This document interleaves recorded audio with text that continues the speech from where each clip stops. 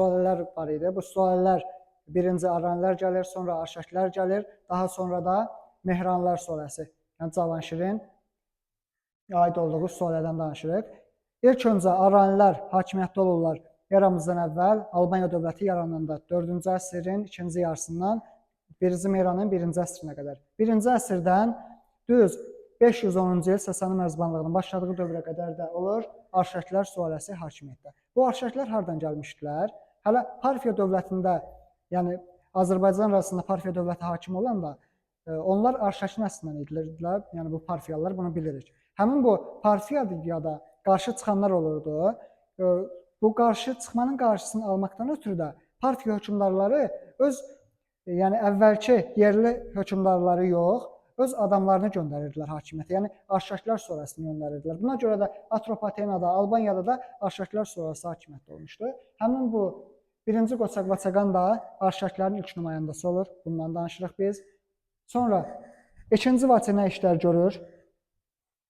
Biz dedik ki, Azərbaycana Sasanilər hücum edir. Sasanilər hücum edəndə hakimiyyətdə kim idi? 2-ci Vaçe. 2-ci Vaçe 262-ci ildə birinci təslim olmur. Daha sonra məcbur qalır. 262-ci ildə nə baş verir? Nə baş verməlidir? Məntiqlə fikirləşində keçməmişik, bilirəm.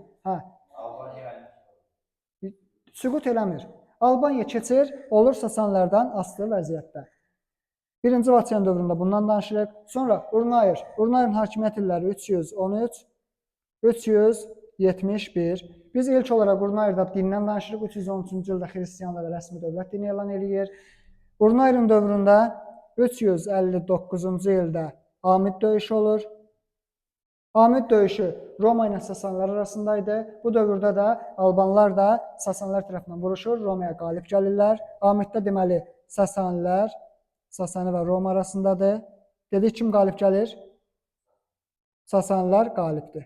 Romada məğlub olur. Və 371-ci ildə bir döyüş olur. Dizrav döyüşü. Dizrav döyüşü də yenə Sasanilərlə Roma arasındadır. Amma bu dəfə qalib gələn tərəf olur Roma. Sasanilər məğlub olur, Roma qalib gəlir. Bunun nəticəsində də Albaniya, Oti, Şakasena, Kolt, bir də Girdimən vilayətlərini itirir. Amma 387-ci ildə, yazım buradan necə oxunacaq? 387-ci ildə Roma ilə Sasanlar arasında müqavilə imzalanır. Bu müqaviləyə görə isə artıq həmin bu itirdiyi torpaqlar, Dizravda itirdiyi torpaqlar Albaniyaya geri qaytarılır. Urnayırın dövründən danışdıq. Sonra keçirik Asuagenin dövrünə. Asuagenin dövründə biz heç bir müharibədən, döyüşdən danışmırıq. Sadəcə deyirik 5-ci əsrdə hakimiyyətdə olubdur. Hakimiyyəti dövründə ancaq əlifbadan, təhsildən danışırıq. Alban uşaqlarına oxumaq, təlim, tərbiyə öyrədilirdi.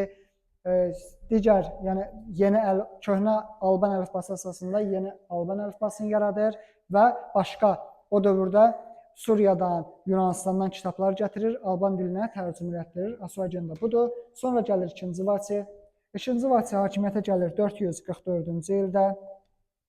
Hakimiyyəti dövründə Albaniyanın əvvəlki paytaxtı Qəbələ şəhəri idi. Artıq paytaxtı Qəbələdən köçürür Bərdə şəhərinə, paytaxt eləyir Bərdə. Sonra Sasanlara qarşı, Sasanlardan tam azad olmaq istəyir, onlara qarşı vuruşur. Bu dövrdə də Şah Firuzu idi hakimiyyətdə. Şah Firuzda 2-ci Vaçe görür ki, Sasanlara qarşı çıxır, üsyanlarda qalib gələ bilər. Buna görə də Hunları ölkəyə dəvət eləyir. Hunlar gəlirlər, Albaniyanı qarışdırırlar. 2-ci Vaçe məcbur olur. 463-cü ildə taxtdan əl çəkir. Deməli 444-463 2-ci Vaçenin hakimiyyət ilidi. 463 isə Hunlar tərəfindən hakimiyyətdən əl çəkir. Yəni Hunların üsyanına görə. Bu üsyanı yenə gətirir, kim yatırır? Gəlib kim yatırır? Şah Firuzun özü yatırır. Artıq Sasanilərdə 30 illiyə yaxın, yəni Albaniyada 30-a yaxın Sasani mərzbanlığı dövrü başlayır. Ta ki, hakimiyyətə 3-cü Mömin Vaçaqan gələnə qədər. 3-cü Mömin Vaçaqan gəlir 487-ci ildə hakimiyyətə. Sasani mərzbanlığı sona çatır. Yəni dövlətdə bir hökmdar varsa, deməli bu mərzbanlıq sona çatıbdır. 487-də hakimiyyətə gəlir. 3-cü Vaçaqan da bunun dövrünü biz keçirik bu hökmdarların içərisində. Yəni hər bir dövlətdə var da, hansı hökmdarın dövründə qızıl dövrüdür, çiçəklənmə dövrüdür. Albaniyada da deyirik ki, 3-cü Mehmet Vaçaqanın dövründə artıq milli dirçəliş olan dövrdür. Burada həm dinə, təhsilə önəm verilir. Ağayev Kilsə Məclisini 488-ci ildə çağırır. Bu Kilsə Məclisinə görə isə artıq bəzi xristianlığa aid qərarlar verilir. Urnaylın dövründə xristianlıq rəsmi dövlətliyi elan olunur 313-də. Amma 3-cü Mehmet Vaçaqanın dövründə məcburi olur ki, hər bir adam xristianlıq dininə sitayiş eləməlidir. Bu din vasitəsilə, yəni bütün Albaniyanı birləşdirməyə çalışırdı ki, dağınıqlıq olmasın. Elə mövzumuzda əsas biz bunlardan danışırıq, Alban hökmdarlarından. Deməli, Ramal, deyən görüm 2-ci Vaçe nə işlər görür, nə danışdıq? Köməkləşib deyəcəyik. Aha.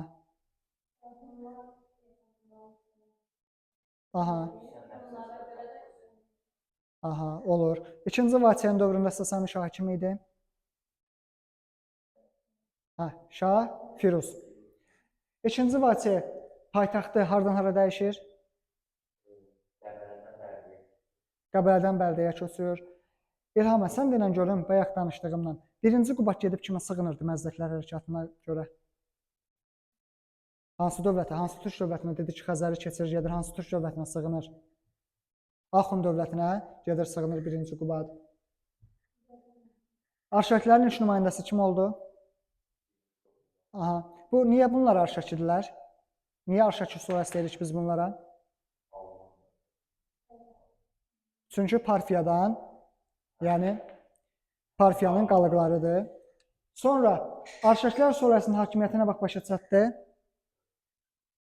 Yəni 3-cü Mehmet Vaçaqan dövrü 488-də gəlir hakimiyyətə. 3-cü Mehmet Vaçaqan gedəndən sonra 510-cu ildə Böyük Sasani mərzbanlığı yaranır. Bununla da Arşaklər surəsinin hakimiyyəti tamamilə sona çatır. Yəni yenə 629-da artıq Sasani mərzbanlığı bitəndən sonra hakimiyyətə Arşaklər gəlmirlər. Bu dəfə hakimiyyət hansı surədə gəlir?